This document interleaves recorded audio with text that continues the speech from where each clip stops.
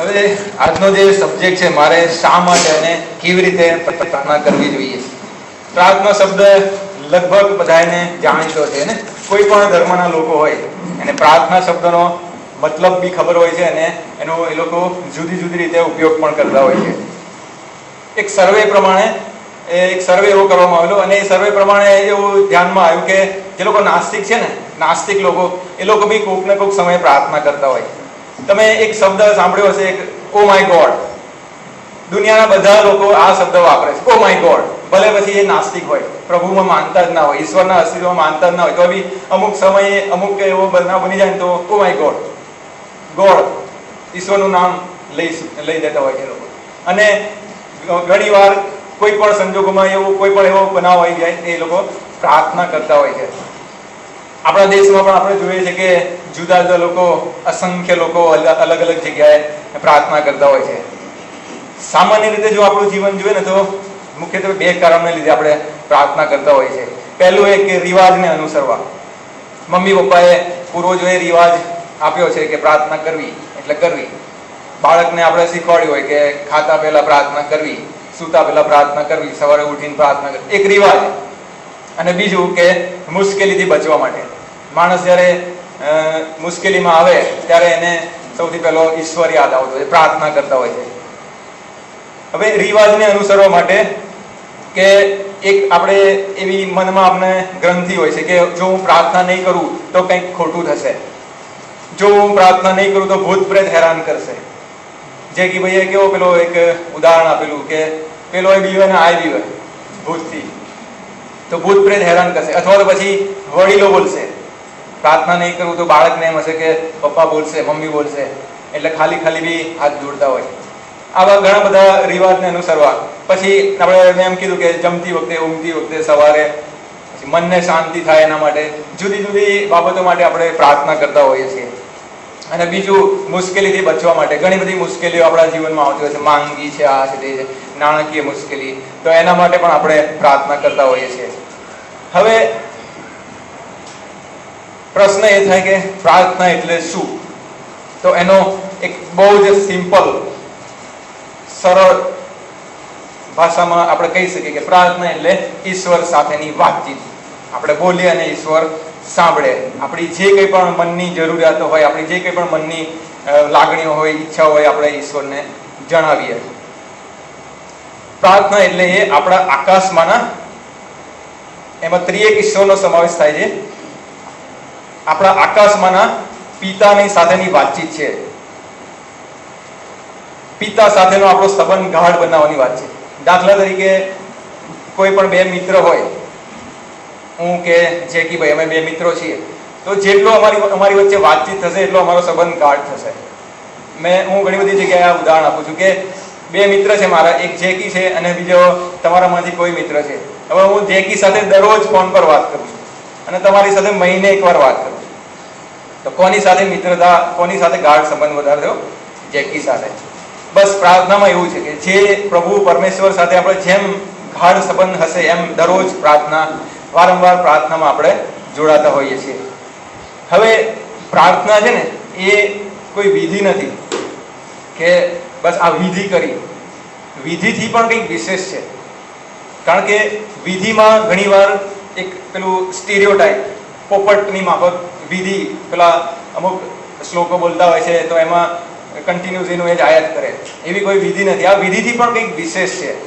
પ્રાર્થના એ કોઈ અર્થહીન શબ્દોનો આમ લવારો નથી. અર્થહીન શબ્દો નહીં. ઘણીવાર કોઈને આપણે, પહેલા હું બી આવું જ કરતો હતો, ઘણીવાર આપણને કોઈને પ્રાર્થના કરવાનું કહીએ એટલે સબ્જેક્ટ શું હોય, કયા વિષય માટે પ્રાર્થના કરવાની છે અને ક્યાંય જતું હોય. કોઈ સ્પેશિયલ કોઈ લગ્ન જમણ હોય, હવે લગ્નનું જમણ હોય તો લગ્નના જમણ માટે પ્રાર્થના કરવાની હોય, તો એ બીજા કંઈક સતાવણી માટે પ્રાર્થના જાય ને અમેરિકાને માટે પ્રાર્થના ચાલુ થઈ જાય ને એવી જાત જાતની બધા અર્થહીન શબ્દો, એમાં કોઈને પણ રસ પણ ના હોય, તો એવો કંઈક અર્થહીન શબ્દોનો લવારો નથી. પછી પ્રાર્થના એ કંઈ આપણે બીજાઓને સંભળાવવા માટેનો મોકો નથી. આપણા લોકોમાં, ખ્રિસ્તીઓમાં આ એક મોટી ખામી છે કે જો કોઈને કીધું કે ચાલો મિનેશભાઈ પ્રાર્થના કરો એટલે મિનેશભાઈ મોકો પકડી લે, આ એક માઇક હાથમાં આવ્યો છે, અને પછી એવા એવા વોકેબ્યુલરી, એવા એવા શબ્દો, ઓ ઉચ્ચ અને ઉન્નત રાજ્યાસન પર બિરાજમાન જીવતા પ્રભુ ને એમ કરીને મારી ડિક્શનરીમાં જેટલા શબ્દો હોય ને એ બધાએ સંભળાઈ દઉં, બધાને હું ઇમ્પ્રેસ કરવાનો ટ્રાય કરું કે મારી ભાષા ઉપર કેટલો કાબુ છે, પ્રભુત્વ છે. પ્રાર્થના એવું નથી. એક નાનો છોકરો હતો, બાળક હતો, અને એની બર્થડે આવતી હતી અને એની બર્થડે માટે એને ચોકલેટનો ડબ્બો જોઈતો હતો અને એની મમ્મીએ કીધેલું કે બેટા તું પ્રાર્થના કરીશું આપને. અને એના રૂમમાં બેઠો બેઠો જોર જોરથી બૂમો પાડતો હતો, ઓ ઈસુ બાપ મને મારી બર્થડે પર ચોકલેટનો ડબ્બો આપજો, ઓ ઈસુ બાપ મને ચોકલેટનો ડબ્બો આપજો.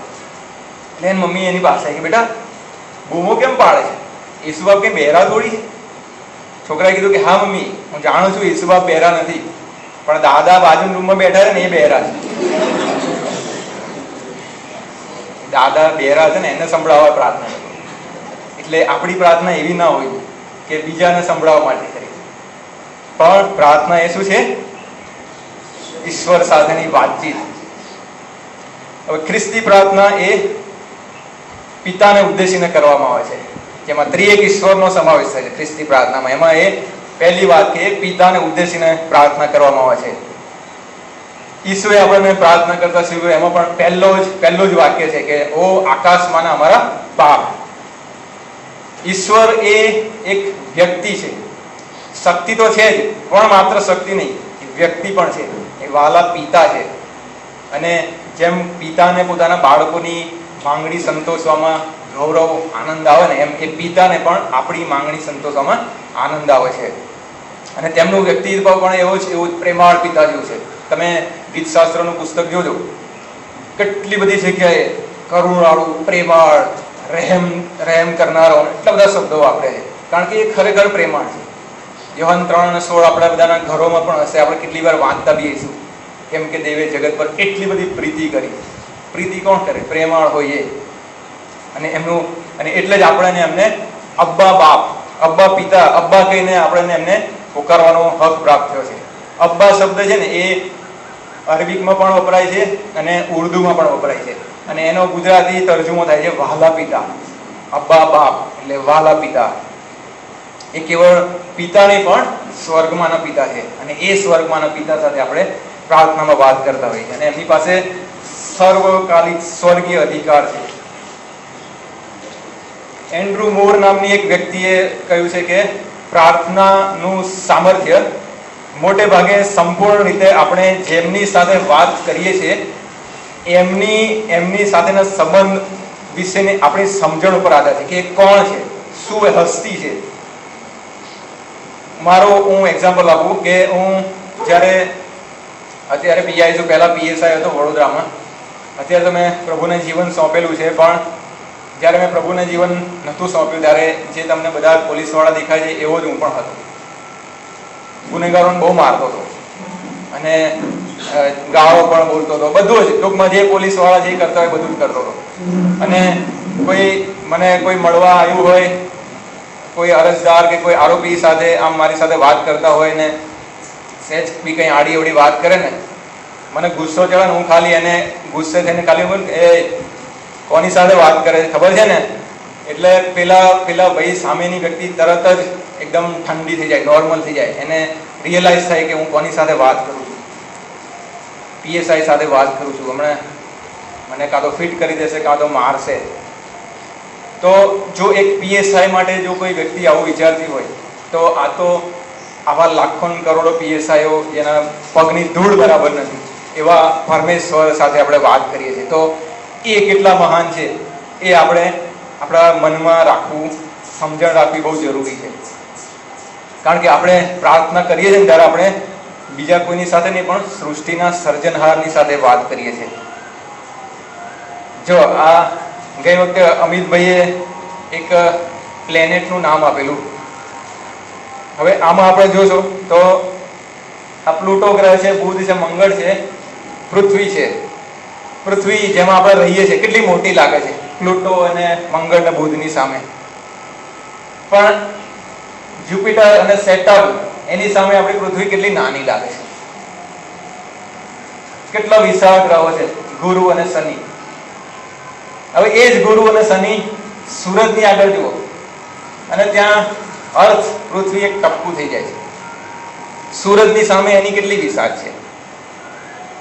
હવે એ સૂરજ જુઓ, છેલ્લો સન, પછી એની મોટો સિરિયસ, પોલક્સ ને આર્કટુરસ. આર્કટુરસ કેટલો બધો વિશાળ હશે કે જેની આગળ સૂરજ આટલું ટપકું લાગે છે. હવે આર્કટુરસ ક્યાં ગયો? દેખાય છે? આ રહ્યો સફેદની બાજુમાં. રીગેલ, અલ્ડેબારાન, બેટેલગ્યુઝ, અંટારેસ. સૂર્ય જો એક પિક્સેલ, એક નાનું ટપકું થઈ ગયો છે, જે હમણાં આપણને વિશાળ લાગતો હતો પૃથ્વીના એની અનુસંધાનમાં. આ એક ગેલેક્સીનું નામ છે સોમ્બ્રારો ગેલેક્સી. એ પૃથ્વીથી કેટલા મિલિયન પ્રકાશ વર્ષ દૂર છે? 28 મિલિયન પ્રકાશ વર્ષ. પ્રકાશ વર્ષ એટલે ઘણા બધાને ખબર હશે કે સૂરજનું જે કિરણ હોય ને, અરે પ્રકાશનું જે કિરણ, એ એક સેકન્ડમાં 3.5 લાખ માઇલ ની ગતિ કરતો હોય. એક સેકન્ડમાં 3.5 લાખ માઇલ. અને એ સ્પીડથી એક વર્ષમાં જેટલું અંતર કાપે ને એને એક પ્રકાશ વર્ષ કહેવાય. અને આ 28 મિલિયન પ્રકાશ વર્ષ દૂર છે. કેટલું દૂર હશે? મિલિયનની 28 મિલિયનમાં કેટલા મીંડા લાગે એ ગેલેરીને જોજો. હવે આકાશગંગા ગેલેક્સી નામ સાંભળ્યું હશે. આ આપણી આકાશગંગા છે. અને આપણો જે મહાન સૂર્ય જેને સામે આપણે જોઈ નહીં શકતા એ આ રહ્યો. અને આવી તો લાખો આકાશગંગાઓ છે.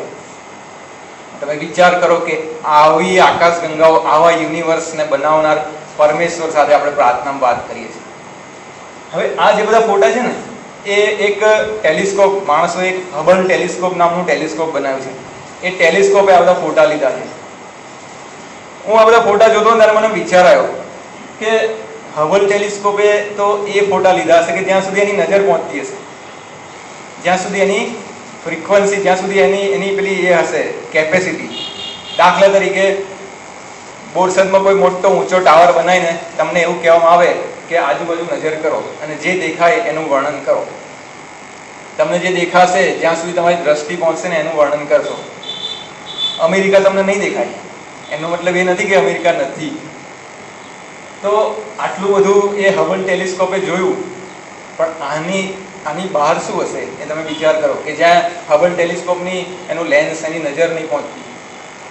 તમે વિચાર કરો કેટલો મહાન પરમેશ્વર છે કે જે સૂરજની સામે આપણે નજર નહીં નાખી શકતા, જેની નજીક આપણે જઈ નથી શકતા, એનાથી લાખો કરોડો ગણા સૂરજો અને તારાઓ એના એક ઈશારા પર બન્યા છે. એનો કંટ્રોલ એક ઈશારાથી કરે છે. અને આપણે પ્રાર્થનામાં આવા મહાન પરમેશ્વર સાથે વાત કરીએ છીએ. અને જ્યારે પ્રાર્થના કરીએ છીએ ને ત્યારે આ ધ્યાન રાખવું બહુ જરૂરી છે કે આપણે આવા મહાન પરમેશ્વર સાથે વાત કરીએ છીએ.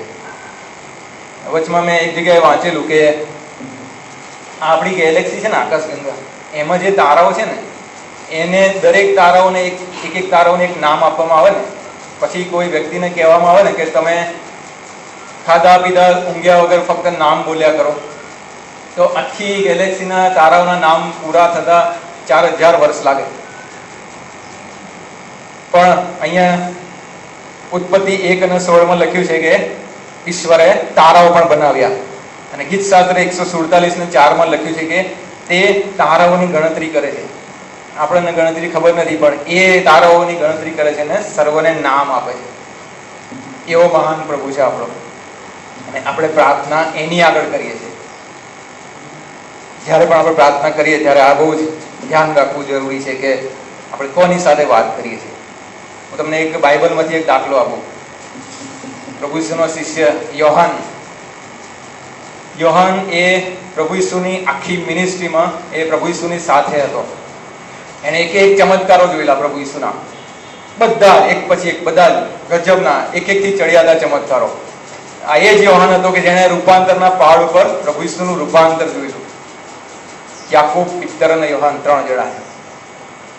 હવે આ જ યોહાન જ્યારે એને પાત્મસ નામના બેટમાં એને નજર કેદ કરવામાં આવેલો હોય છે અને ત્યાં એને પ્રભુનું દર્શન થાય છે, તો શું થવું જોઈએ? ખુશ થવું જોઈએ ને કે પ્રભુને તો એને જોયેલા જ છે, વાહ પ્રભુ તમે આયા. પણ એની શું હાલત થાય છે? વાંચો પ્રકટીકરણ પહેલો અધ્યાય 9, 10 અને 17 કોઈ વાંચશો? પ્રકટીકરણ પહેલો અધ્યાય 9મી કલમ, 10મી કલમ અને 17મી કલમ.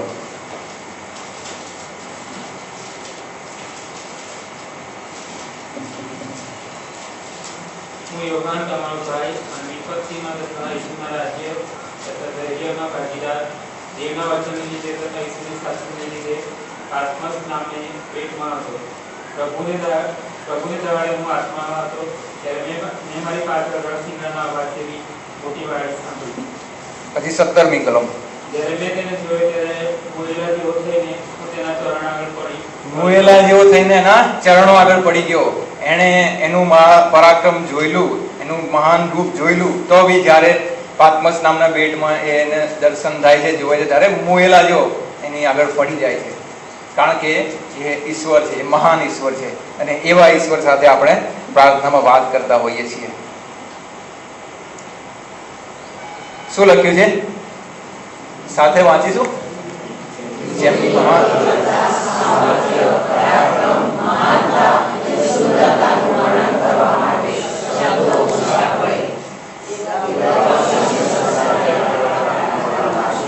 શબ્દો ખૂટી પડે એમની મહાનતા વર્ણવવા માટે, એમનું પરાક્રમ, એમની પવિત્રતા વર્ણવવા માટે.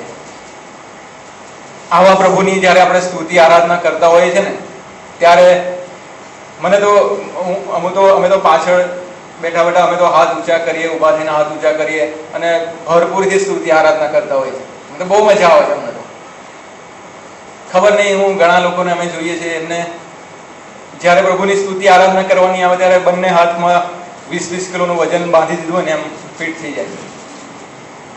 ખબર નહીં કેમ, પણ એ જ લોકો સચિન તેંડુલકર ચોગ્ગો મારે ને ત્યારે તાલીઓ પાડે, અને પ્રભુની સ્તુતિ આરાધના કરવાની આવે ત્યારે હાથ બંધ થઈ જાય છે.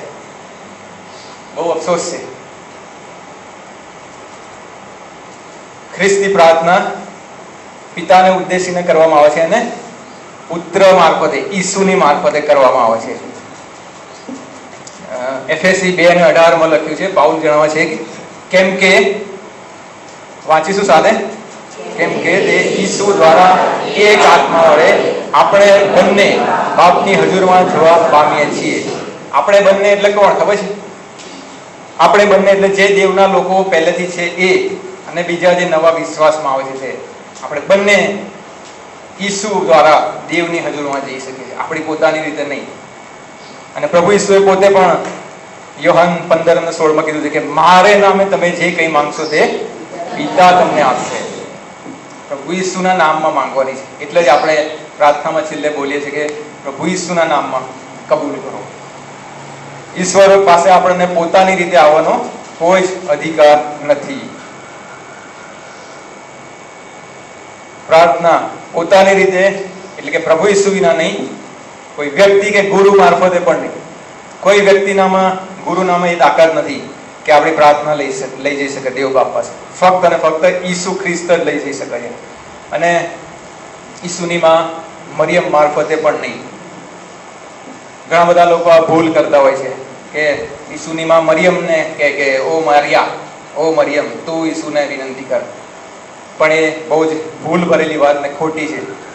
લોકો આનો ઉપયોગ કરતા હોય છે, આની દલીલ કરતા હોય છે કે પ્રભુ ઈસુએ મરિયમના કહેવાથી દ્રાક્ષરસ બનાવેલો પાણીનો.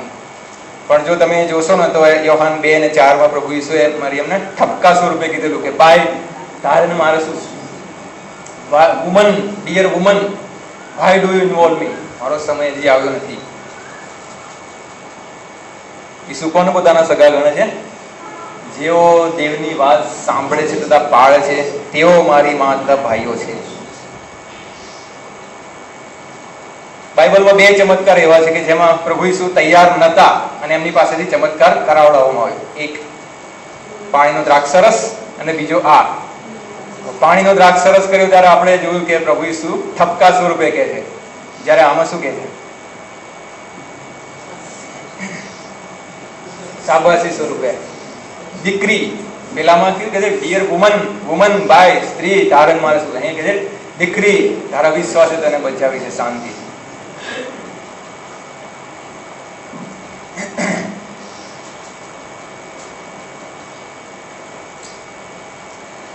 અમેરિકામાં છે ને એક આંતરવિગ્રહ ફાટી નીકળેલો, બળવો થયેલો, અને ત્યાં એક સૈનિક એમાં ફરજ બજાવતો હતો. હવે એને કૌટુંબિક પ્રશ્નોને લીધે એને રજા લેવાનો એક પ્રશ્ન આવ્યો, અને એ વ્હાઇટ હાઉસમાં અબ્રાહમ લિંકન જે પ્રમુખ હતા એને મળવા માટે, કારણ કે કોઈ અધિકારી એને રજા ના આપી. કીધું કે તને પ્રમુખ સિવાય કોઈ રજા નહીં આપી શકે. અને એ જ્યારે પ્રમુખને મળવા ગયો ત્યારે એને કોઈને પ્રમુખને મળવા જ ના જવા દીધું. એને વ્હાઇટ હાઉસમાંથી એને કાઢી મૂકતા હતા બધા, કે તને નહીં મળવા દેવાય. અને પછી એ બગીચામાં આવીને નિરાશ થઈને બેઠેલો, અને એક જુવાન છોકરો ત્યાંથી નીકળ્યો અને એને આ સૈનિકને જોયો અને પૂછ્યું કે ભાઈ તમને શું તકલીફ છે? એણે પોતાની વાત કીધી, અને એ જુવાન છોકરાએ કીધું કે સારું તમે મારી પાસે આવો. અને એ બંને જણા પાછલા બારણેથી વ્હાઇટ હાઉસમાં પ્રવેશ કર્યો. અને પેલા સૈનિકે જોયું કે કોઈ વ્યક્તિ આ લોકોને રોકતા નહોતા, ઉલટાનું જે બી મળે ને એ અદબથી ઉભા રહી જતા હતા. સૈનિકને નવાઈ લાગી કે આ જુવાન છોકરો છે, કોણ હશે? એને બધા અદબ એને માન આપે, સન્માન આપે. અને એ કોઈને પૂછ્યા વગર સીધો જ અબ્રાહમ લિંકનની કેબિનમાં નોક કર્યા વગર સીધો દરવાજો ખોલીને અંદર ઘૂસી ગયા. અને અબ્રાહમ લિંકન બેઠેલા, અને એમણે તરત જ એને જોઈને કીધું કે બોલ દીકરા ટેડ, શું કામ છે? એ અબ્રાહમ લિંકનનો દીકરો હતો, પુત્ર હતો, ટેડ. અને એ ટેડ અબ્રાહમ લિંકનના દીકરાએ પોતાના પિતાને પેલા સૈનિક માટે વાત કરી, અને અબ્રાહમ લિંકને એ સૈનિકની રજા મંજૂર કરી. સેમ આવું જ સ્વર્ગમાં છે. જો આપણે આપણી રીતે જવા જઈએ દેવ પાસે, દેવ બાપ પાસે આપણી રીતે જવા જઈશું, આપણને કોઈ જ હક નથી, કોઈ અધિકાર નથી. પણ આપણે આપણી પ્રાર્થના પ્રભુ ઈસુ ખ્રિસ્તના નામમાં માંગીએ ત્યારે એ ઈશ્વરની પાસે પ્રભુ ઈસુ મારફતે જ કેવળ આપણે આવી શકીએ છીએ. વધસ્તંભ પરના મૃત્યુ દ્વારા પ્રભુ ઈસુએ આપણી અને પરમેશ્વર વચ્ચેની જે દિવાલ હતી ને, આડી દિવાલ, એ દૂર કરી દીધી છે. એવું કહેવાય છે કે સ્વર્ગમાં પ્રભુ ઈસુની શાખ, પ્રભુ ઈસુનું માન અમર્યાદિત છે. પ્રભુ ઈસુ જે કંઈ પણ મધ્યસ્થી કરે ને માન્ય થાય છે. હાલની તારીખમાં પણ એ મારા અને તમારા માટે મધ્યસ્થી કરતા જ રહે છે.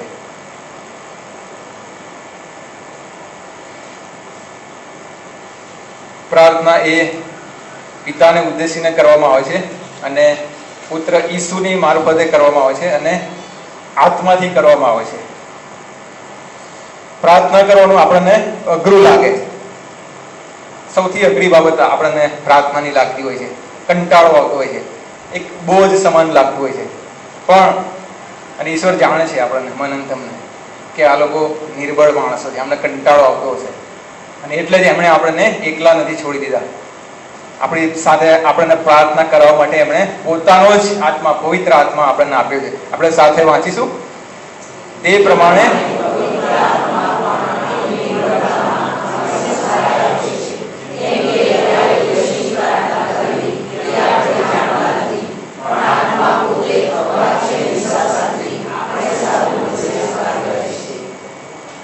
પ્રભુનો આત્મા આપણને પ્રાર્થના કરાવડાવે છે યથાયોગ્ય, એટલે કે કયા સમયે કયા સંજોગોમાં શું પ્રાર્થના કરવી એ પ્રભુનો આત્મા આપણને કરાવડાવે છે. આ તો પેલા એના જેવું થયું કે હું તમને મારા ઘરે જમવા બોલાવું, જમવાનું શાકભાજી નહીં, મટન પણ હું જ લાવું, બિરયાની પણ હું જ બનાવું, તમને તમારા ઘેર લેવા આવું, ઘરે લઈ આવું, કોળીઓ બનાવીને તમને જમાડું, તમે જમો અને પછી તમને ઘેર પાછા મૂકવા જાઓ. તમારે ખાલી ચાવવાનું જ છે. બસ આ એના જેવું થયું કે પ્રભુ પ્રાર્થના કરતા બી આપણને શીખવે, પ્રાર્થના કરાવડાવે, પ્રભુ જ પ્રાર્થના લઈ જાય અને પ્રભુ જ પ્રાર્થના મંજૂર કરે.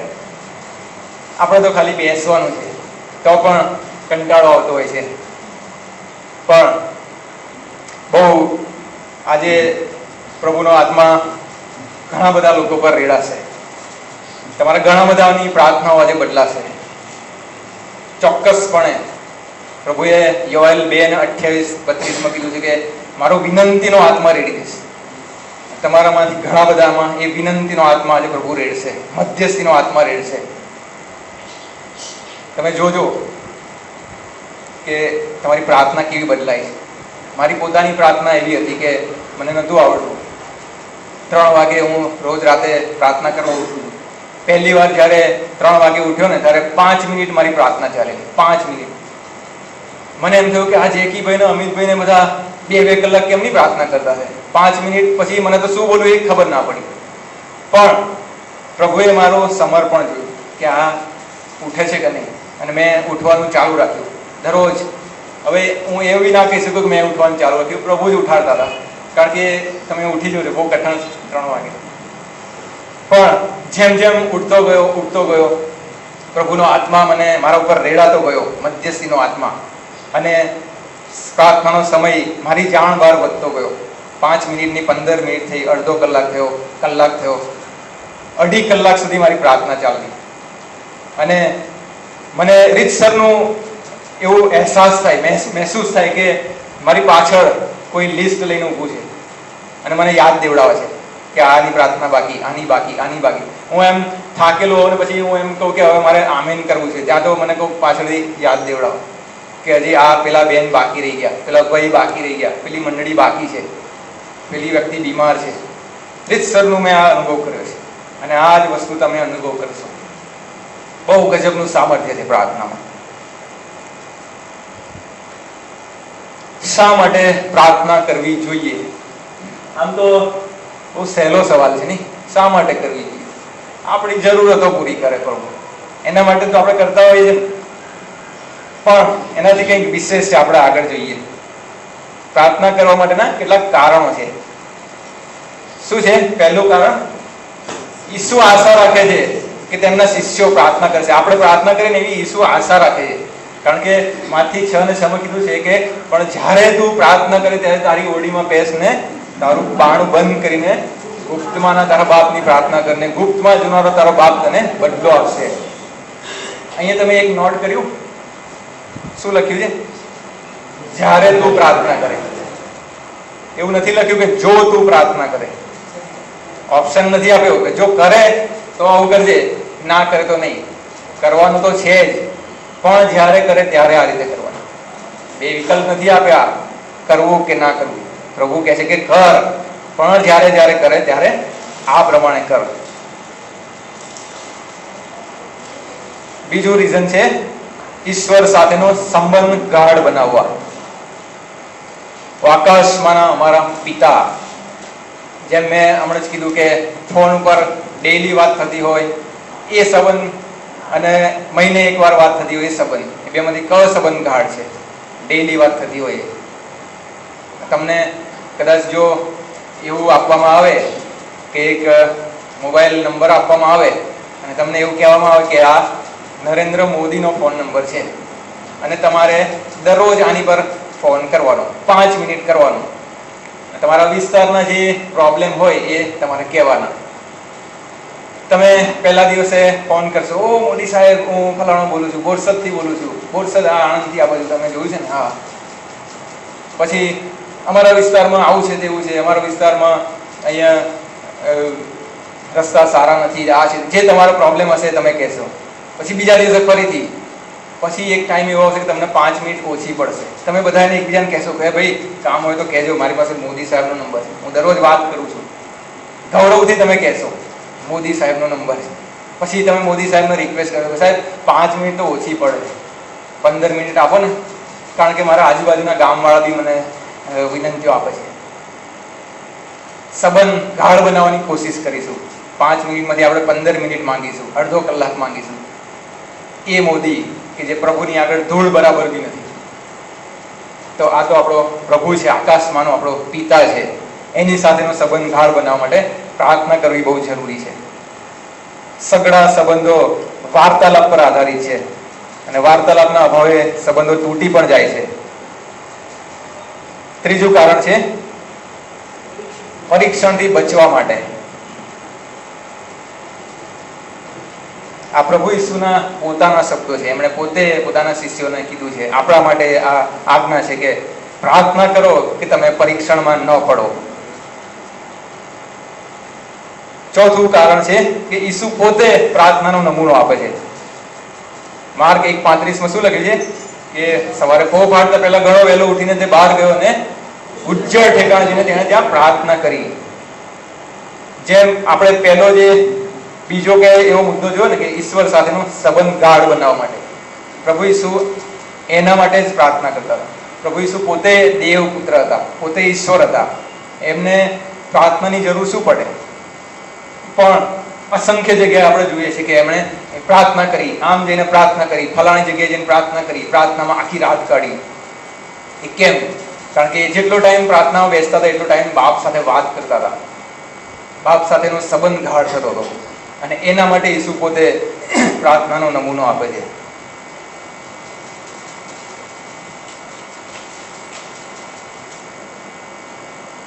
આપણે જ્યારે ઈસુના શિષ્યો છીએ ત્યારે આપણે તેમના નમૂનાને અનુસરવું જ જોઈએ. તમને કદાચ તમારામાંની ઘણાએ સાંભળ્યું હશે આ કિસ્સો કે પ્રભુના સેવક જે ડીજીએસ દિનાકરન હતા ને, એમણે પ્રાર્થના માટેનો એક સ્પેશિયલ રૂમ બનાવેલો. અને એ રૂમમાં એ જ્યારે પ્રાર્થના કરવા જાય ને તો એ પાછા ક્યારે આવશે ને નક્કી ના હોય. ઘણીવાર 3 દિવસે બહાર આવતા હતા. 3 દિવસ સતત પ્રાર્થના. આવો પ્રભુ સાથેનો સંબંધ હોય. જેમ જેમ તમે પ્રાર્થનામાં બેસશો એમ પ્રભુ સાથેનો સંબંધ એમ વધતો જશે. તમને એટલી બધી મજા આવશે, બહુ જ આનંદ આવશે. પાંચમું જે કારણ છે એ પ્રાર્થનાનો બદલો. કેટલાક લોકો એમ માનતા હોય છે કે બદલો મેળવવા માટે પ્રાર્થના ના કરવી જોઈએ, એ સારું નથી, ખોટું છે. પણ બદલો મેળવવા માટે પ્રાર્થના કરવી એમાં કોઈ જ ખોટું નથી. વિદ્યાર્થીએ પરીક્ષામાં મહેનત કરી હોય અને પાસ થવા માટે પ્રાર્થના કરવી કોઈ ખોટું નથી. હા, મહેનત ના કરી હોય ને પ્રાર્થના કરવો પાસ થવા માટે એ ખોટું છે. પણ બદલો મેળવવા માટે પ્રાર્થના કરવી એ સહેજ પણ ખોટી બાબત નથી. હા, કોઈ અયોગ્ય બદલો આપણે માંગતા હોઈએ, આપણા ઘણા બધા આવું કરતા હોય છે કે પ્રભુનું વચન છે કે દુશ્મનો માટે કે બદલો આપવાનું કામ મારું છે, એટલે આપણે એ પ્રાર્થના કરીએ કે પ્રભુ હું તમારા પર છોડું છું. પ્રભુએ વચન આપ્યું કે તમે માફ કરો અને બદલો આપવાનું કામ મારું છે, એટલે આપણે પ્રભુ હું એને માફ કરું છું, હું તમારા હાથમાં સોંપું છું. એટલે પ્રભુ તમે એને બદલો લો.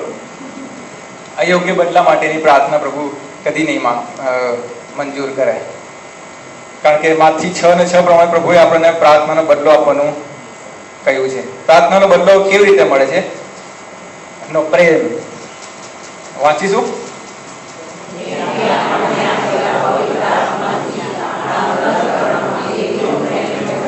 આપણા અંતઃકરણમાં દેવનો પ્રેમ વહેવડાવવામાં આવેલો છે. પછી બીજો બદલો, તેમનો આનંદ. યોહાન 16:24 શું કહે છે? હજી સુધી મારે નામે તમે કંઈ માંગ્યું નથી, તમારો આનંદ સંપૂર્ણ થાય માટે માંગો, એ તમને મળશે. તેમની શાંતિ.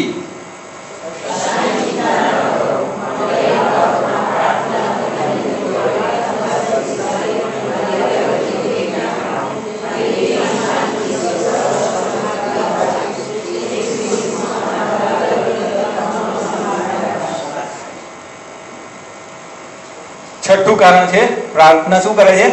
પરિણામ લાવે છે.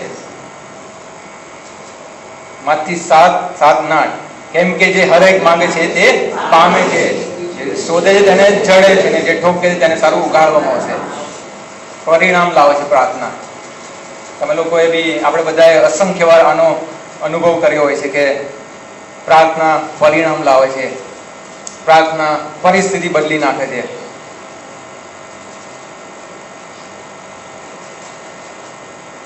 પ્રાર્થના પરિસ્થિતિ બદલે છે એવું આપણા ઘણા બધાના ઘરોમાં સ્ટીકરો લગાવેલા હોય છે, કે પછી પેલા લાકડાના બોર્ડમાં લગાવેલું હોય છે.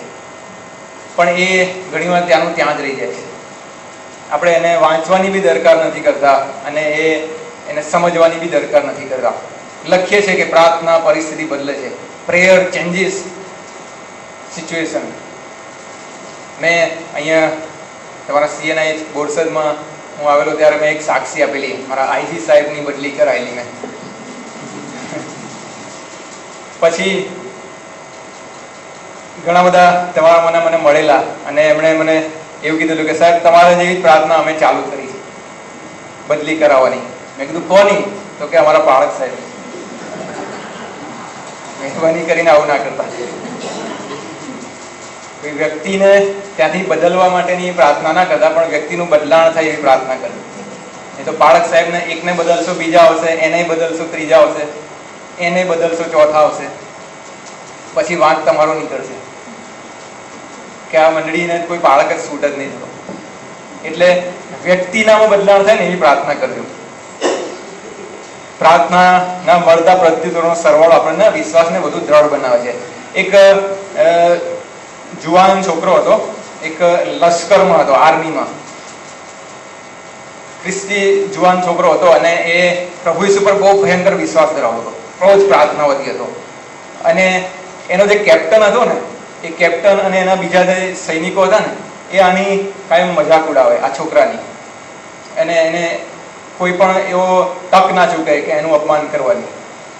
આ જુવાન છોકરો પ્રભુ ઈસુ ખ્રિસ્તમાં માનતો હતો, એટલે એને બહુ હેરાન કરે. એકવાર આ કેપ્ટને અને બીજા સૈનિકોએ નક્કી કર્યું કે આના પ્રભુને આપણે જુઠ્ઠો પાડીએ. આ બહુ પ્રભુ ઈસુ કરે છે ને, એના પ્રભુ ઈસુને આપણે જુઠ્ઠો પાડીએ. એ જે જુવાન સૈનિક હતો ને, એને ડ્રાઇવિંગ નહોતું આવડતું. આ કેપ્ટને એકવાર એક જીપ, લશ્કરની આર્મીની જીપ લાઈને મૂકી અને પેલા જુવાનને કીધું કે અહીંયા, અને આખું આર્મીનું બટાલિયન ત્યાં ઉભેલું, અને બધાને દેખતા કીધું કે તું બહુ ક્લેમ કરે છે ને કે તારો પ્રભુ ઈસુ જીવતો છે, ચાલ તારા પ્રભુ ઈસુને પ્રાર્થના કર કે તને આ જીપ ચલાવતા શીખવાડે, અને તું જીપ અહીંથી લઈને ત્યાં મૂક. જો તું ચલાવી જાણે તો અમે માનીએ કે તારો પ્રભુ ઈસુ જીવતો છે. પેલા જુવાન સૈનિકે જઈને, એને ડ્રાઇવિંગ નહોતું આવડતું, પણ પ્રભુ ઈસુને અસ્તિત્વને જ્યારે એ લોકોએ ચેલેન્જ કર્યું ત્યારે એણે કીધું કે ચોક્કસ મારો પ્રભુ જીવતો છે. અને એ જીપ પાસે ગયો અને સિમ્પલ પ્રાર્થના કરી કે પ્રભુ ઈસુ મને જીપ ચલાવવામાં સહાયની મદદ કરો, અને ત્યાં અહીંથી લઈ જઈને ત્યાં લઈ જવું એવું કૃપા થવા દો. અને પછી એને ચાવી લઈને જીપ ચાલુ કરી અને ત્યાંથી લઈને ગાડી ત્યાં મૂકી દીધી. કેપ્ટન અને બધા સૈનિકો રડવા લાગ્યા, ચોધાર આંસુએ રડવા લાગ્યા. અને કેપ્ટને કીધું કે તારો પ્રભુ ઈસુ જીવતો દેવ છે. આ છોકરાને આશ્ચર્ય થયું કે ગાડી ચલાવી એમાં આ લોકોને કેમ આટલું બધું બદલાવ થયું. એટલે છોકરાએ કેપ્ટનને પૂછ્યું કે સર, આટલી ગાડી મેં અહીંથી આટલી ચલાવી, એમાં તમારું આટલું બધું બદલાણ કેમ થયું, તમે કેમ રડો છો? કેપ્ટન કશો જ બીજો જવાબ ના આપી શક્યો. એણે ફક્ત જીપનું બોનેટ ઊંચું કરીને બતાવ્યું કે જો તારા પ્રભુને ખોટો પાડો, અમે એન્જિન કાઢી નાખેલું. હાલેલુયા. આવી પરિસ્થિતિ બદલે છે પ્રાર્થના. આખું એન્જિન કાઢી નાખેલું. પેલા છોકરાને ખબર નથી, એણે ખાલી વિશ્વાસની પ્રાર્થના કરી, ગાડી ચલાવીને ત્યાં મૂકી, અને આખા બટાલિયને, કેપ્ટને બધાને પ્રભુ ઈસુનો સ્વીકાર કર્યો. પ્રાર્થના આવી પરિસ્થિતિ બદલે. નિકી ગંભેલ જે આ કોર્સના સ્થાપક છે,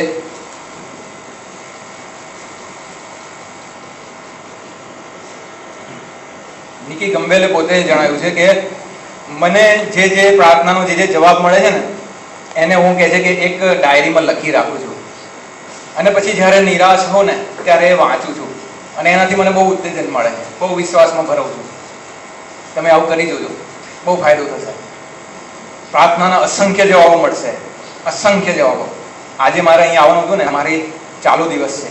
હું ઓફિસમાં મારા જે ડીઆઈજી સાહેબ છે એમની મારે રજા લેવાની હતી, પણ સવારથી ડીઆઈજી સાહેબ મિટિંગોમાં બિઝી હતા અને હું એમને મળી જ ના શક્યો.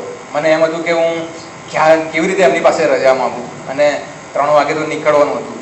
અને મેં 2:30 વાગે SMS મોકલ્યો મારા ડીઆઈજી સાહેબને કે sir, I am required to go to Borsad urgently for religious purpose. Can I go? એમ કરીને મેં મેસેજ મોકલ્યો, અને હું SMS સામે કંઈક જવાબ આવે એની રાહ જોતો હતો. 5 મિનિટ, 10 મિનિટ, 15 મિનિટ, અડધો કલાક થઈ ગયો, 3 વાગી ગયા, ઉપર 5 મિનિટ થઈ ગઈ, કોઈ જવાબ ના આવ્યો. અને પછી મારે નીકળવું જરૂરી હતું, અને મેં પ્રભુને પ્રાર્થના કરી કે પ્રભુ, હું નીકળું છું, હાનો જવાબ તમે મોકલાવજો. મારી ગાડી ચાલુ કરી, નીકળ્યો. અડધો કિલોમીટર નહીં પહોંચ્યો જ્યાં સાહેબનો SMS આવ્યો, પરમિટેડ. આવા જવાબ આપે પ્રાર્થનાના પ્રભુ. પણ પ્રશ્ન થાય, અચ્છા એક થોડું બાકી છે, પ્રાર્થના શા માટે કરવી? શાંત અને સ્વસ્થ જીવન ગુજારવા. અહીંયા બહુ સ્પષ્ટ શબ્દોમાં લખ્યું છે કે વિનંતી પ્રાર્થના આજીતા બસ સઘળા માણસોને કરવામાં આવે. આપણે પૂરા ભક્તિભાવથી તથા ગંભીરપણે શાંત તથા સ્વસ્થ જીવન ગુજારીએ. શાંતિનો એક ઉદાહરણ છે, પણ કદાચ ટાઈમ ઓછો પડશે. મેં ઘણી બધી જગ્યાએ આપેલો છે, કદાચ તમારા ચર્ચમાં આપે છે કે નહીં ખબર નહીં, પણ આપણે જ્યારે બી એકબીજાને મળીએ ત્યારે પહેલો સવાલ શું પૂછીએ છીએ? કેમ છો? સારું છે. શાંતિ છે? શાંતિ છે. આપણે કહીએ છીએ શાંતિ, પણ હોય છે ખરી? 5 મિનિટ જો વાત આગળ ચાલે તો ખબર પડે કે કેટલી શાંતિ છે. અમારા પોલીસ ખાતામાં જે એસઆરપી હોય ને, એસઆરપી માં મોટે ભાગે બધા નોન ગુજરાતી હોય, રાજસ્થાનના ને એવા બધા. એક એસઆરપી નો કોન્સ્ટેબલ હતો, એને એની પત્નીએ રાજસ્થાનથી કાગળ લખ્યો. હવે રાજસ્થાનમાં એ લોકો પતિનું નામ ના બોલે એટલે मुन्ने के पापा एम लखेलू, मुन्ने के पापा आप ठीक हो गए, यहाँ भी सब ठीक है, पिछले सप्ताह मुन्नी बीमार हुई थी, बाकी सब ठीक है, आपकी मम्मी को भी जुकाम हो गया था और न्यूमोनिया हो गया था, बाकी सब ठीक है, बारिश में मकान की छत गिर गई थी और रिपेयर करवाई है, बाकी सब ठीक है, वो जो बनिया जिसकी दुकान से हम राशन लाते उसका कर्जा 10,000 हो गया है, वो हर रोज मांगने के लिए आता है, बाकी सब ठीक है. अब हम बाकी सब ठीक है क्या आयु? एक एक प्रॉब्लम बताए છે ને પાછળ લખ્યું બાકી सब ठीक है. એટલે આપણું ठीक है બી આવું જ હોય છે. પણ જો સતત પ્રાર્થના, વિનંતી પ્રાર્થના કરીશું ને તો આપણું બાકી सब ठीक है પેલા જેવું નહીં હોય, પણ સાચુકલું ठीक है થશે. પણ પ્રશ્ન થાય કે શું પ્રભુ હંમેશા પ્રાર્થનાના જવાબ આપે છે? બહુ મોટો પ્રશ્ન. ઘણા કહેશે કે હા, ઘણા કહેશે કે ના. પણ પ્રભુ પ્રાર્થનાના જવાબ ચોક્કસ આપે છે. કેવી રીતે આપે છે? ઘણીવાર આપણને એમ થાય કે મને પ્રાર્થનાનો જવાબ મળતો જ નથી, મારા દીકરાને નોકરી મળે એના માટે હું 7 વર્ષથી પ્રાર્થના કરું છું પણ નોકરી જ નહીં મળતી, મારો પતિ વ્યસન છોડે એના માટે હું 10 વર્ષથી પ્રાર્થના કરું છું પણ છોડતો જ નથી. ઘણી બધી એવી પ્રાર્થના હોય છે કે જેના માટે આપણે વર્ષોના વર્ષો કાઢીએ છીએ, વર્ષોના વર્ષો, પણ જવાબ નથી મળતો. કેમ નથી મળતો એ જોઈએ. શું છે પહેલું રીઝન? ન કબૂલાયેલા પાપ. જો યહોવાનો હાથ એટલો ટૂંકો થઈ ગયો નથી કે તે બચાવી ન શકે, અને તેનો કાન એવો બંધ થયો નથી કે તે સાંભળી ન શકે. પણ શું તકલીફ છે?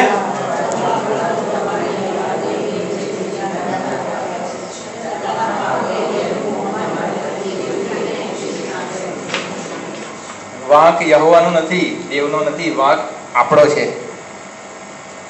એ બહેરો પણ નથી અને એનો હાથ ટૂંકો પણ નથી. એ સર્વકાળથી પહેલેથી જ એટલો જ શક્તિમાન છે જેટલો આજે છે અને સદાકાળ રહેવાનો છે. પણ આપણા પાપો એ આપણી પ્રાર્થના ત્યાં પહોંચવા નથી દેતા.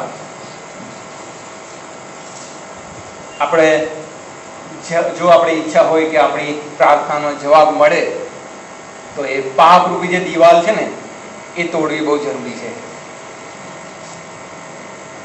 બીજું શું કારણ છે? માફી નહીં આપવાને લીધે. વાંચશો?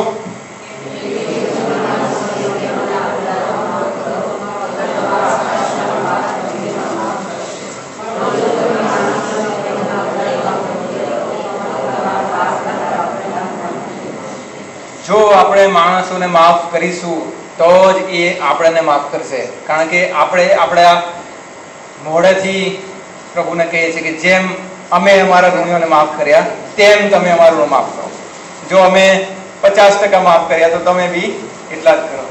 જો અમે પૂરેપૂરા માફ કર્યા તો તમે પૂરેપૂરા કરો. જો અમે કહેવા ખાતર માફ કર્યા તો તમે બી કહેવા ખાતર કરો. જેમ અમે, આપણે જ આપણા પગ પર કોહળવું. પણ બોલજો, આ બંધ ના કરી દેજો, કારણ કે બોલવું જરૂરી છે. જેમ અમે અમારા ઋણીઓને માફ કરીએ તેમ તમે અમારા ઋણોને માફ કરો.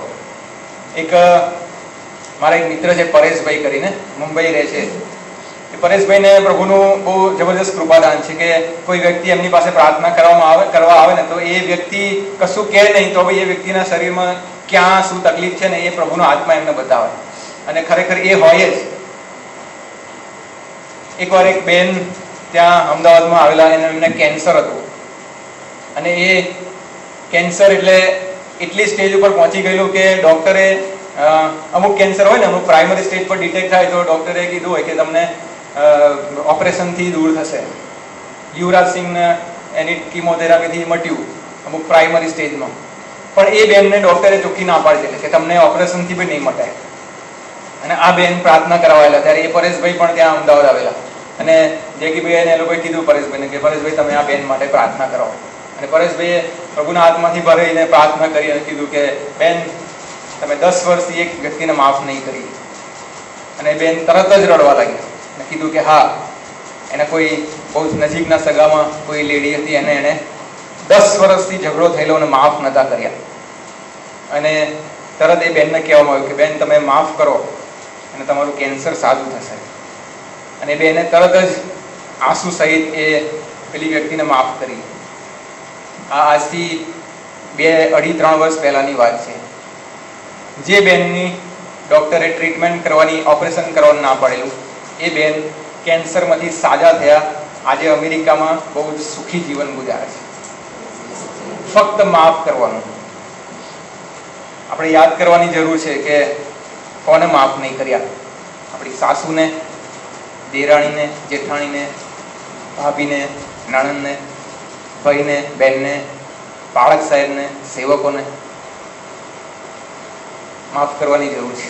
તો જ જો તમે માણસોને તેઓના અપરાધ માફ કરશો તો જ એ માફ કરશે. બાકી જીભ ઘસાઈ જશે, જિંદગી પ્રાર્થના કર્યા કરશો, નહીં મળે જવાબ. ત્રીજું શું કારણ છે? આજ્ઞા ભંગ. જે કંઈ આપણે માંગીએ છીએ એની પાસેથી આપણને મળે છે કામ કેમ કે આપણે તેની આજ્ઞાઓ પાડીએ છીએ અને જેની નજરમાં જે પસંદ પડે છે એ કરીએ છીએ. ખોટા ઈરાદાઓ. તમે જે માંગો છો પણ તમને મળતું નથી કેમ કે તમે તમારા મોજ શોખ પર ખર્ચી નાખવાના ખોટા ઈરાદાથી માંગો છો. પ્રાર્થના કરું, ભલે ગમે એટલું આજ્ઞાધીન જીવન જીવતો હોઉં, ભલે ગમે એકદમ આધીનતામાં જીવન જીવતો હોઉં, પણ હું એ પ્રાર્થના કરું કે પ્રભુ આજે હું જુગાર રમવા જાઉં છું, મારી જીત થાય એવું થવા દેજો. પ્રભુ માનશે? નહીં માને, કારણ કે મારો ઈરાદો ખોટો છે.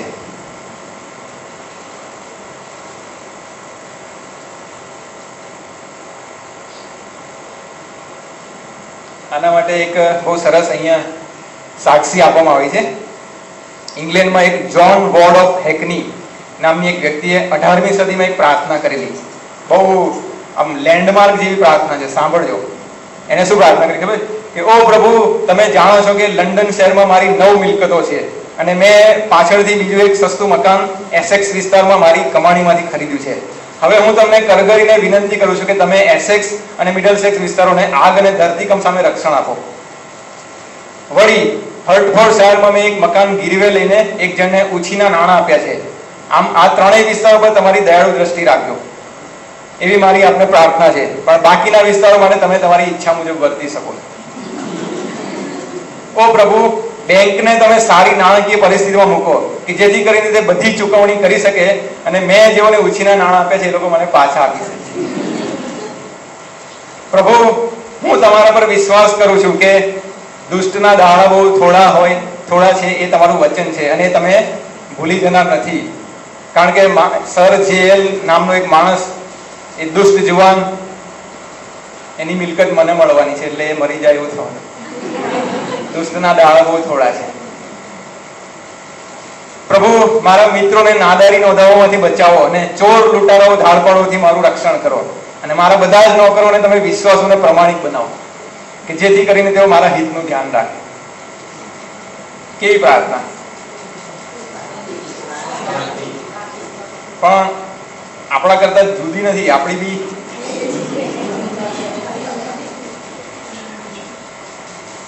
એક છોકરો હતો નાનો, અને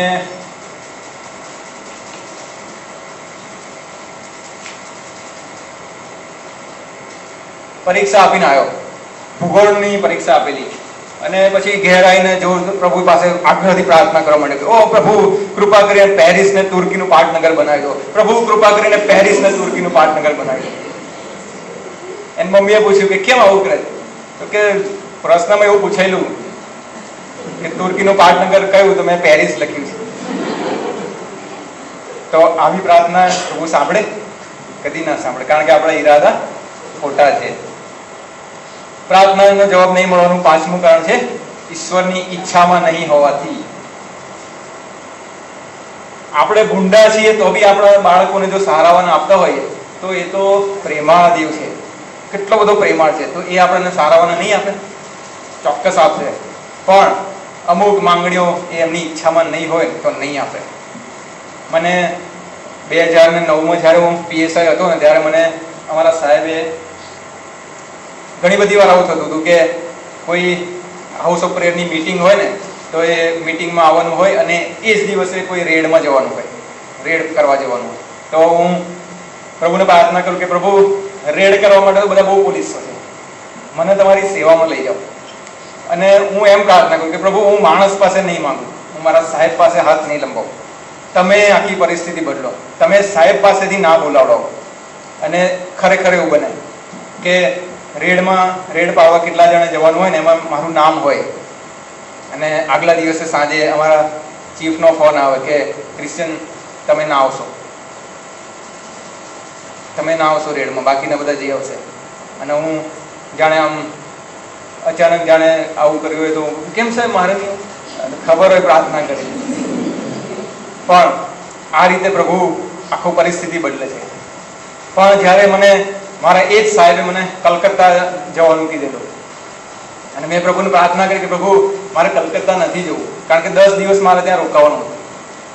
જે બનાવટી ચલણી નોટો, ફેક નોટો વપરાય છે ને, એનું આખું અમે એક રેકેટ પકડેલું, કૌભાંડ પકડેલું, અને એની લાઈન છે કલકત્તા સુધી આવતી હતી, અને એ સાહેબે એની તપાસ કરવા માટે મને મોકલેલા. હું પ્રભુને બહુ પ્રાર્થના કરું કે પ્રભુ મારે નહીં જવું. હું પ્રભુને કારણ બતાવું કે પ્રભુ મારે રવિવારની મીટિંગ જતી રહેશે, રવિવારની સંગત જતી રહેશે, મારે નહીં જવું. પણ પ્રભુએ મને ધરાર મોકલ્યો, અને પ્રભુએ મારી એ પ્રાર્થના ના સાંભળી. પણ પ્રભુએ મને કેમ મોકલ્યો ને, એ મને બીજી જ રાતે ખબર પડી ગઈ કે રાત્રે 12 વાગે ત્યાંથી મણિનગરથી હાવડા એક્સપ્રેસમાં હું બેઠો, અને તમને ખબર હશે કે જેમ સ્ટેટ બદલાય ને એમ મેસેજ આવે, welcome to Maharashtra, welcome to Andhra Pradesh. અને બીજા દિવસે સવારે લગભગ 3 કે 4 વાગે મેસેજ આવ્યો, અને મેં વાંચ્યું વેલકમ ટુ ઓરિસ્સા. અને પ્રભુના આત્માએ મને જગાડ્યો, મને કીધું કે આ ભૂમિ માટે પ્રાર્થના કર, આ ભૂમિ પર મારા સેવકોનું લોહી રેડ્યું છે, ભયંકર સતાવણી થઈ છે. અને હું ચાલુ ટ્રેને જોયું, બધા ઊંઘતા હતા, અને હું ઘૂંટણે બેસીને પ્રાર્થના કરીને પ્રભુનો આત્મા એટલો બધો રેડ્યો, મધ્યસ્થીનો આત્મા, આંસુ સહિત મેં પ્રાર્થના કરી. જ્યારે પ્રાર્થના પૂરી કરીને બહુ આનંદ થઈ ગયો, મેં વસૂલ થઈ ગયો કે પ્રભુ મને ખબર પડી ગઈ તમે કેમ મારી પ્રાર્થના ના સાંભળી. પ્રભુ મને કલકત્તા લઈ ગયા, ત્યાંની ભૂમિ માટે પ્રાર્થના કરી. બાંગ્લાદેશ લઈ ગયા, બાંગ્લાદેશની ભૂમિ માટે મેં પ્રાર્થના કરી. અને જ્યારે પાછો આવ્યો ને, ત્યારે મેં પ્રભુનો આભાર માન્યો. શાના માટે? લઈ જવા બદલ. જેવું માંગતો હતો કે પ્રભુ મને ના લઈ જતા, એના બદલે મેં લઈ જવા બદલ પ્રભુનો આભાર માન્યો. કારણ કે એ ઓરિસ્સાની ભૂમિ કે જેની પર મારા અને તમારા ભાઈઓનું, બહેનોનું લોહી રેડ્યું છે, ત્યાં જઈને પ્રાર્થના કરવાની પ્રભુએ મને તક આપી. એટલે પ્રભુની ઈચ્છામાં નહીં હોય તો પ્રાર્થના નહીં સંભળાય. શું લખ્યું છે? 6થું કારણ, દેવના વચનોનો તુચ્છકાર કરવાનું. હોપ આલ્ફા કોર્સ ચાલે છે, કેટલા જણ બાઇબલ લઈને આવે છે?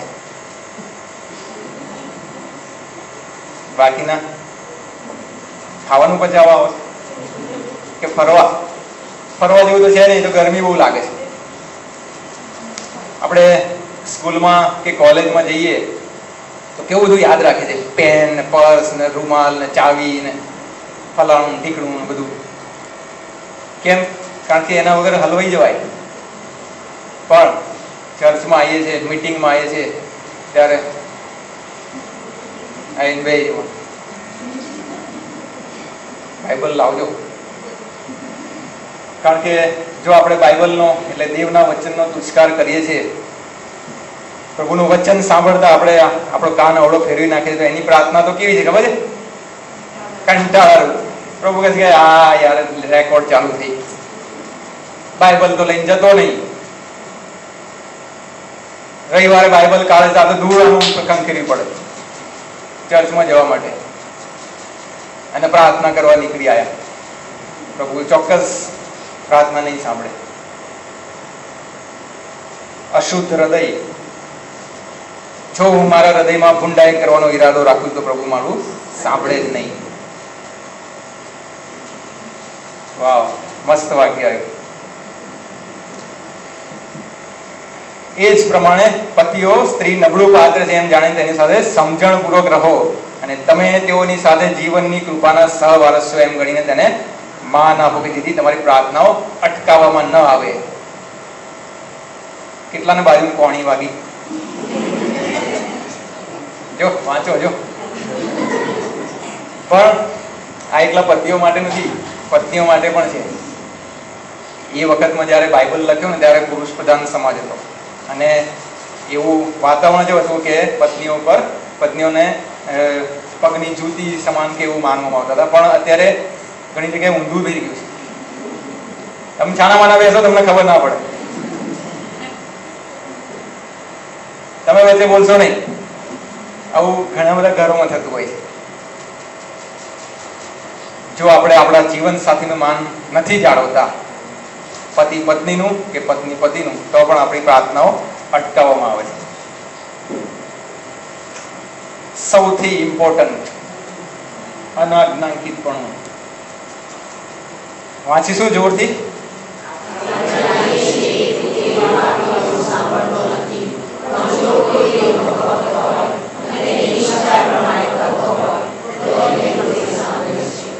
બહુ જ સ્પષ્ટ એક એક શબ્દો ક્લિયર કટ લખ્યા છે. પાપીઓનું સાંભળતા નથી. પહેલો જ કારણ આપણે જોઈ લીધું, ન કબૂલાયેલા પાપ. જ્યાં સુધી પાપ કબૂલાયેલા નથી ત્યાં સુધી આપણે પાપી છીએ. દેવ પાપીઓનું સાંભળતો નથી, પણ જો કોઈ દેવનો ભક્ત હોય ને એની ઈચ્છા પ્રમાણે કરતો હોય તો જ તેનું સાંભળે છે.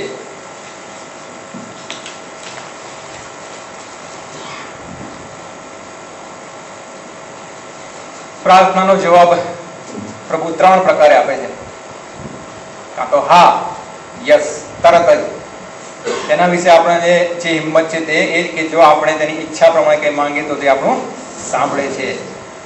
કોઈ વાર ના આપશે, માંગણી જ ખોટી હોય આપણા માટે અથવા તો બીજા માટે, તો પણ સીધી કાર કરી તો પણ પ્રભુ ના પાડશે.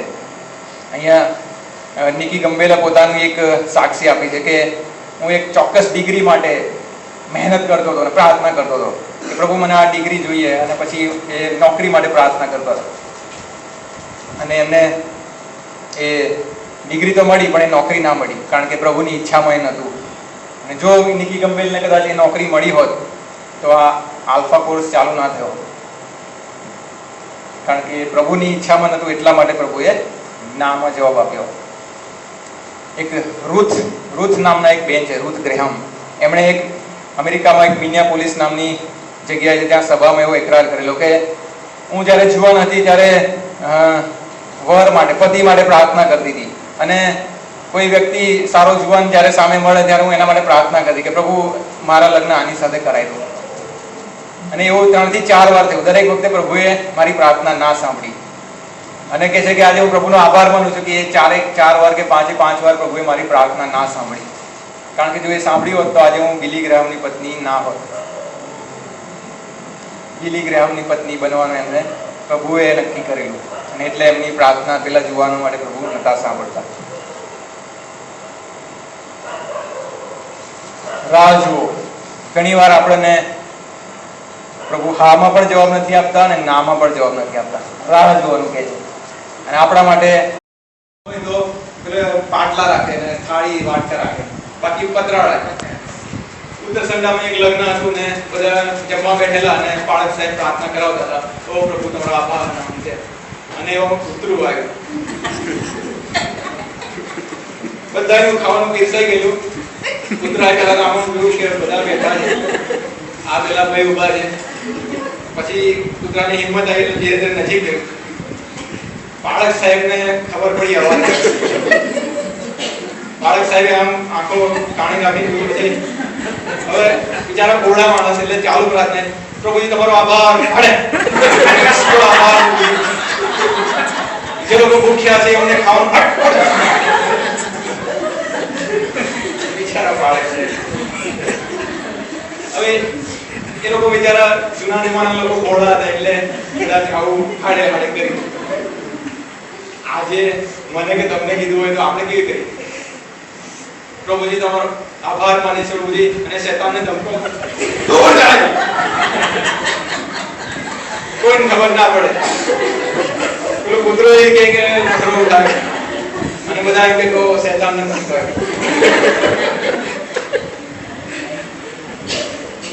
પણ ખલેલ નાખો ને એવી જગ્યાએ પ્રાર્થના કરવી બહુ જરૂરી છે. ત્યાં હું સવારે દરરોજ સવારે 3 વાગે નહીં પણ સવારે નાયા ધોયા પછી હું મારા ક્વાઇટ ટાઈમમાં બેસું ત્યારે મારી પાસે જે બંને મોબાઈલ છે ને બંને મોબાઈલ હું બહાર મૂકી દઉં બીજા રૂમમાં. ભલે પછી મારા આઈજી સાહેબનો ફોન આવે કે મોટા કમિશનરનો ફોન આવે, મેં મારી પત્નીને કીધેલું છે કે કોઈનો બી ફોન આવે કહી દેવાનું કે પ્રેયરમાં બેઠા છે. અને અત્યારે તો હવે મારા સાહેબોને બી એવી આદત પડી ગઈ છે કે એ લોકો સામેથી સોરી કહે, સોરી ક્રિશ્ચન તમે પ્રેયરમાં હતા ને. ખલેલ ના હોય એવી જગ્યાએ પ્રાર્થના કરવી.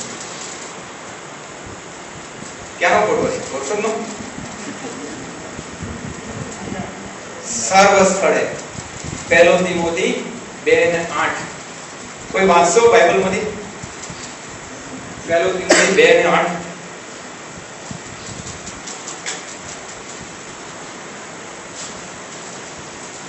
જલ્દી.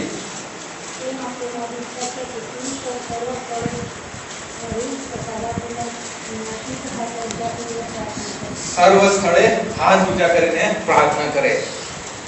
પ્રાર્થના કરવા માટે જો સમય ના હોય, જગ્યા ના હોય તો તમે નોકરીએ જતી વખતે, સ્કૂલે કોલેજ જતી વખતે બસમાં બેઠા હોય ત્યારે કરી શકો છો. મને સરકાર તરફથી, ગવર્મેન્ટ તરફથી કાર એ અડધો કલાક હું પ્રાર્થના કરું છું. તમને એમ થશે કે આ પ્રાર્થના સિવાય કોઈ ધંધો જ નહીં કરતો, શું નોકરી જ નહીં કરતો? 3 વાગે કરે છે અને ઓફિસ જતા કરે, સવારે ક્વાઇટ ટાઈમમાં કરે છે, બપોરે 3 વાગે બી બેસે. મને એમ થાય છે કે હજી વધારે પ્રાર્થનાનો ટાઈમ મળે કેવી મજા આવે. 3 વાગે હું એલાર્મ મૂકીને બેસું કે ઓફિસમાં કંઈ બી કામ હોય 3 વાગે એટલે પ્રેયર એવું એલાર્મ વાગે એટલે બધું કામ પડતું મૂકીને એક જગ્યાએ જઈને પ્રાર્થના કરો. જેટલી પ્રાર્થના કરીશું એટલો પ્રભુ સાથે સંબંધ વધારે ગાઢ બનશે. આ વચન શું કહે છે? તે દિવસોમાં તે ઘેરથી નીકળે એટલે પ્રભુ ઈસુ કોઈ એક બાળ પર પ્રાર્થના કરવા દો ને તેને દેવની પ્રાર્થનામાં આખી રાત કાઢી. આ પ્રભુનો દેવ બાપ સાથેનો સંબંધ છે. આખી રાત નીકળી ગઈ તો એમને ખ્યાલ ન રહ્યો. આ ચોપડી તમારામાં ઘણાએ વાંચી હશે. એમાં જે ઇમાનુએલ એની છે શું કહે છે કે પ્રાર્થના કરે ત્યારે દરિયામાં અને વાયુમાં બંને જગ્યાએ શૈતાનના એજન્ટો વચ્ચે બહુ મોટો ગૂંચવણ અને સમસ્યા ઊભી થાય. પ્રાર્થના શું છે? ખૂબ જ શક્તિશાળી. બધા વાંચીએ. પ્રાર્થના એ તો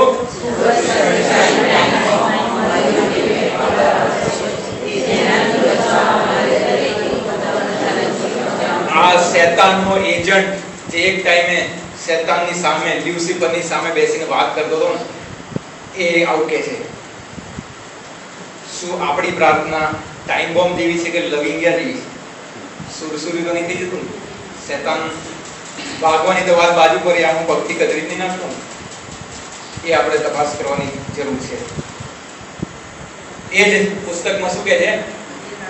એ રાત્રે બરાબર 2 વાગે આ સમય તમામ અધિકારી શક્તિઓના એજન્ટોની મીટિંગ તેમજ તેમના ઓપરેશનો પાર પાડવાનો, કાર્ય કરવાનો બધો સમય છે. એલિસે મને જગાડ્યો અને બધી બાબતોની સમજ. એલિસ એની પત્ની હતી અને એને ઇમાનુએલ એનીને 2 વાગે જગાડ્યો અને એને ચોખ્ખું કીધું છે કે આ સમય તમામ અંધકારની શક્તિઓને એજન્ટની મીટિંગનો સમય છે. રાતે 2 વાગે તરસ લાગે ને તો રસોડામાં ના જતા મીટિંગ ચાલુ હશે. માટલું લઈને બેસજો.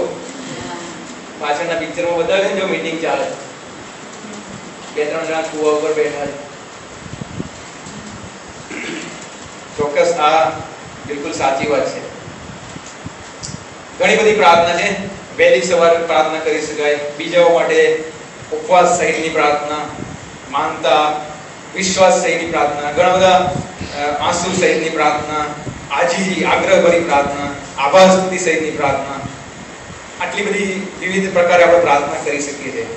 પણ પ્રાર્થના ગમે તે હોય, બીજાઓ માટેની હોય, ઉપવાસ સહિતની હોય કે વિશ્વાસ સહિતની હોય, આંસુ સહિતની હોય, આજીજી આગ્રહભરી હોય, આભાર સ્તુતિ સહિતની હોય, વહેલી સવારની હોય કે માનતા હોય, પરંતુ તમને હવે આ પરંતુ કઈ ફેર પડે?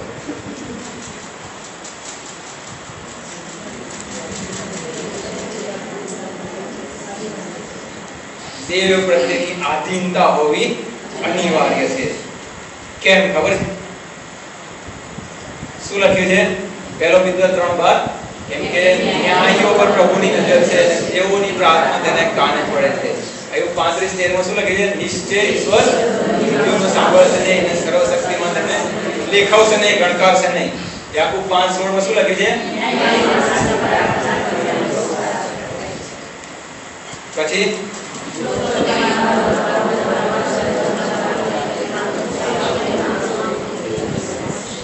આપણે જાણીએ છીએ કે દેવ પાત્ર સાંભળતો નથી.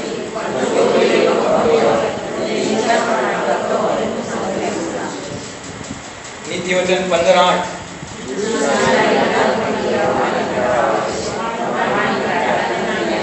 યોહાન 3:22,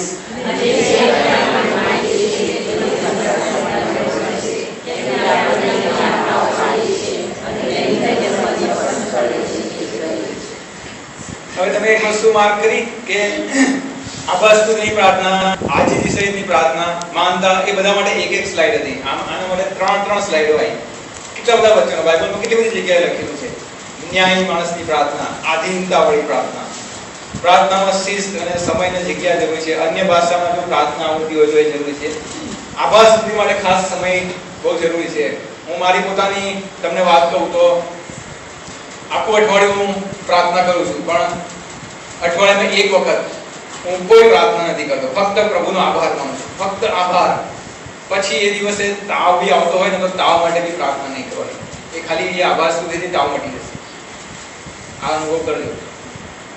અઠવાડિયામાં એક દિવસ ફક્ત અને ફક્ત આભાર સ્તુતિ. એ દિવસે કશું જ નહીં માંગવાનું. અને જો પ્રભુ કેટલા બધા આશીર્વાદોથી ભરે છે. પ્રાર્થના અંગે સૌથી મહત્વની બાબત એ છે કે હઠ કે જીદ કરીને, કચકચ કરીને નહીં માંગવાનું. પહેલો સમુએલ 8 અને 4-5 માં લોકો રાજા માટે કચકચ કરે છે. પહેલો સમુએલ 8 અને 7 માં દેવ નારાજ થઈને એમની માંગણી પૂરી કરે છે અને શાઉલ આપે છે રાજા તરીકે. પણ દેવને શાઉલને રાજા બનવા માટે પસ્તાવો થાય છે. પછી એ પ્રમાણે લોકો પાણી માટે કચકચ કરે છે અને મૂસા અને હારૂન શું કરે છે? ભૂલ કરે છે અને દેવની શિક્ષાનો ભોગ બને છે.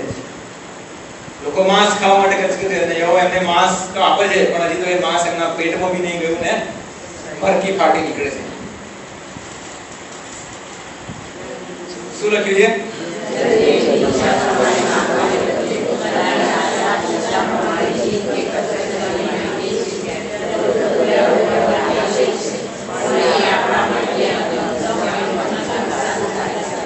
કચકચ કરીને માંગે છે ને. ઈસ્રાયેલ પુત્રો જે કચકચ કરતા હતા, એ કચકચ કરીને માંગે છે ને, ત્યારે પ્રભુ તો દયાળુ છે, આપશે જ. પણ શું થશે?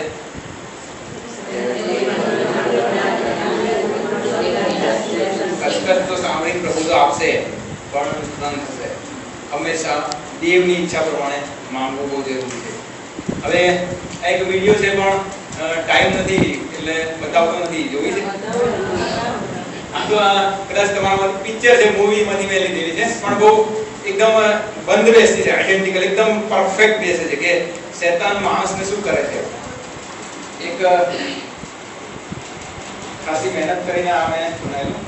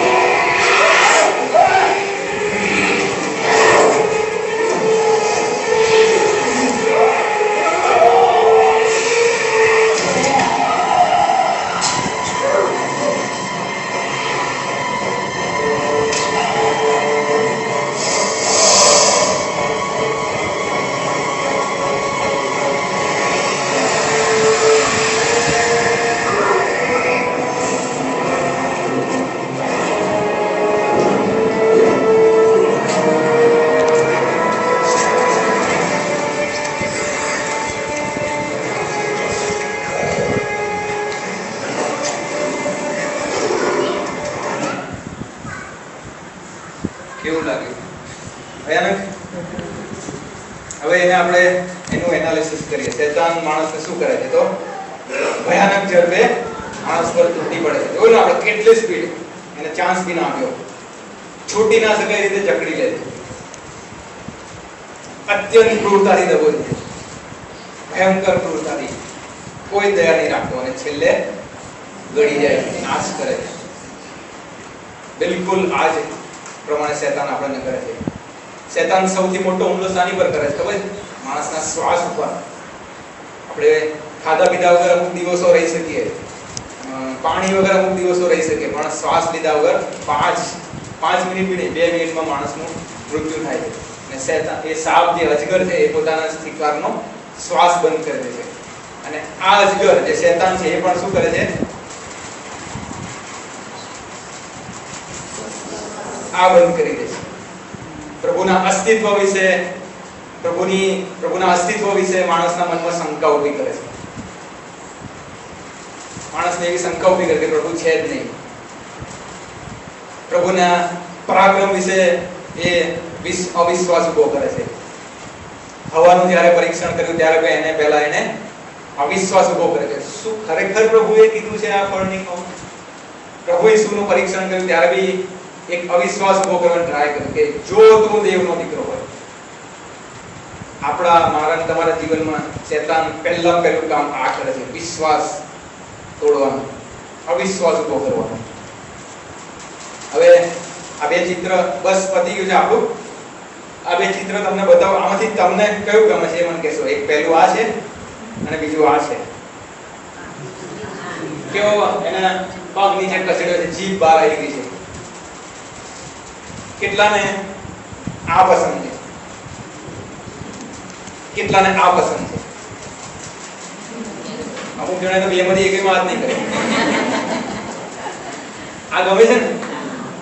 પણ એક તકલીફ છે, નાની એવી તકલીફ છે. શું તકલીફ છે ખબર છે?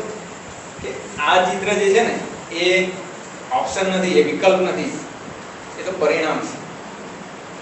આપણે ના ગમે છે કે હું આ પસંદ કરું, પણ એ ઓપ્શન નથી, એ પસંદગી નથી, વિકલ્પ નથી, તો પરિણામ છે.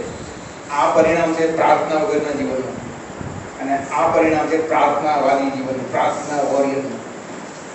એટલે જો આ પસંદ કરવું હોય તો એના માટે જે વિકલ્પ છે એ પસંદ કરવાની જરૂર છે. એ વાત સાચી છે કે શૈતાન શક્તિશાળી છે, પણ આપણે વાંચીએ આ સાથે એ શક્તિશાળી શૈતાનને આપણા પર જે અદ્ભુત વચન આપ્યું છે. ફરીથી વાંચીએ રોમન 16:20 શું કહે છે? શૈતાનને રહેલો તમારા પર સુધી લખાશે, આપણા પ્રભુ ઈસુ તમારા પર. આમીન. હેલો, તમને બહુ જલ્દીથી વિજય અપાવશે, તમને એ હેરાન નહીં થવા દે અને તમારા પર કરે. Hallelujah, hallelujah. પણ એના માટે જરૂર છે પ્રાર્થનાની, પ્રાર્થનાવાદી જીવનની. આવો આપણે પ્રાર્થના કરીએ. આમ તો મારી ઈચ્છા હતી કે દરેક વ્યક્તિને હું ઊભી કરું, પણ એ જ વ્યક્તિ ઊભી થશે કે જેની ઈચ્છા હોય કે મારા ઉપર મધ્યસ્થીનો આત્મા રેડાય, જેની ઈચ્છા હોય કે મારા ઉપર મધ્યસ્થીનો આત્મા રેડાય, વિનંતીનો આત્મા રેડાય. એ વ્યક્તિ પોતાની જગ્યાએ ઊભા થશો. હું પ્રાર્થના કરીશ, આપણે છેલ્લી પ્રાર્થના કરીશું અને પછી ગ્રુપ ડિસ્કશનમાં જઈશું. જેને પણ ઈચ્છા હોય, એકબીજાનું જોઈને ઊભા ન થતા પ્રાર્થનામાં આંખો બંધ કરજો. પણ જેની ઈચ્છા હોય, વિશ્વાસ રાખજો આજે પ્રભુ એનું સામર્થ્ય રેડશે, એ વિનંતીનો આત્મા રેડશે, મધ્યસ્થીનો આત્મા રેડશે. ચોક્કસ આજે સ્પર્શ કરશે, તમને પ્રભુના સ્પર્શનો અહેસાસ થશે. પણ એકબીજાનું જોઈને ઊભા ન થતા, કારણ કે એ પ્રાર્થનાનો આત્મા જ્યારે પ્રભુ રેડશે ત્યારે મારી પ્રાર્થનાઓ બદલાશે. અદ્ભુત જવાબો આપનારી પ્રાર્થનાઓ, એ શૈતાનના ગઢ તોડનારી પ્રાર્થનાઓ બનશે. પણ જેને બી ઈચ્છા હોય કે મારા ઉપર રેડાય, એ ઉભા થજો. પિતાજી, અમે તમારો આભાર માનીએ છીએ, તમારી સ્તુતિ કરીએ છીએ પ્રભુ બાપ. તમે આજે અમને બતાવ્યું કે પ્રાર્થના વિના અમારું જીવન શૂન્ય છે. શૈતાન અમને અત્યંત ક્રૂરતાથી દબોચી લે, પકડીને ગળી જાય. પ્રાર્થના વિના પ્રભુજી અમારી એ હાલત છે પિતાજી. પરંતુ પ્રાર્થના, જ્યારે પ્રાર્થનાવાદી જીવન હોય ત્યારે તમે એ જ શક્તિશાળી શૈતાનને અમારા પાપ તળે કચડવાનો અધિકાર આપ્યો છે. માટે તમારો આભાર માનું છું, તમારી સ્તુતિ કરું છું પિતાજી. આ પ્રભુજી તમે મને જે વચન આપ્યું છે એ વચનનો દાવો કરીને ઉભા રહેલા પ્રત્યેક વ્યક્તિઓને માટે તમારી કૃપાને દયા માંગુ છું. તમારો મધ્યસ્થીનો આત્મા રેડો એના પર, તમારો વિનંતીનો આત્મા રેડો એના પર. પ્રભુ પવિત્ર આત્મા દેવ ઉતરી આવો. Touch Lord, touch in the name of Jesus Christ. Touch each and everybody. Holy Spirit, સ્પર્શ કરો. Touch Lord, touch in the name of Jesus Christ. અત્યારે ભરી દો પિતાજી, ભરી દો. પરાક્રમથી ભરો, તમારા સામર્થ્યથી ભરો. રેડી જાઓ હોલી સ્પિરિટ, રેડી જાઓ. એક વ્યક્તિઓ પર સ્પર્શ કરો પ્રભુજી. તમારો એ મધ્યસ્થીનો આત્મા રેડો. જે મધ્યસ્થીનો આત્મા મારો પર રેડ્યો એ જ મધ્યસ્થીનો આત્મા આવો પેલી એક વ્યક્તિઓ પર રેડો. અત્યારે હોલી સ્પિરિટ અગ્નિ રૂપે ઉતરી આવો. Fire in the name of Jesus Christ. touch each and everybody. અગ્નિ પિતાજી, અગ્નિ અગ્નિ અગ્નિ સામર્થ્ય રૂપે અગ્નિ રેડો. હાલેલુયા, ધન્યવાદ પ્રભુજી. ઓ પરમેશ્વર પિતા, તમારો આભાર માનું છું. એક મધ્યસ્થના આત્માથી ભરો પિતાજી. પ્રાર્થનાઓને બદલી નાખો પિતાજી.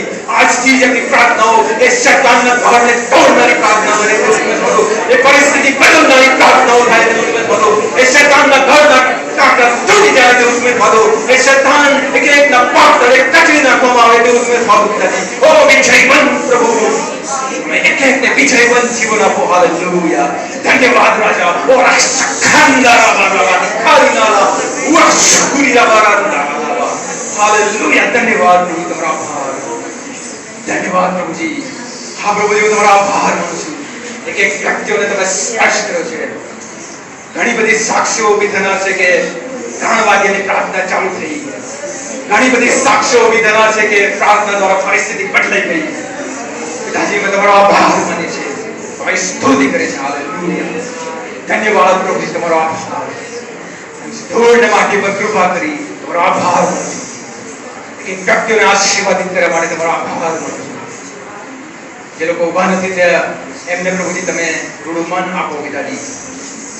એવું ના થાય કે જીવન પૂરું થઈ જાય અને તમારી આગળ ઉભો રહેવાનું થાય ત્યારે પગ કાપે, રડવું ને દાંતથી શું થાય.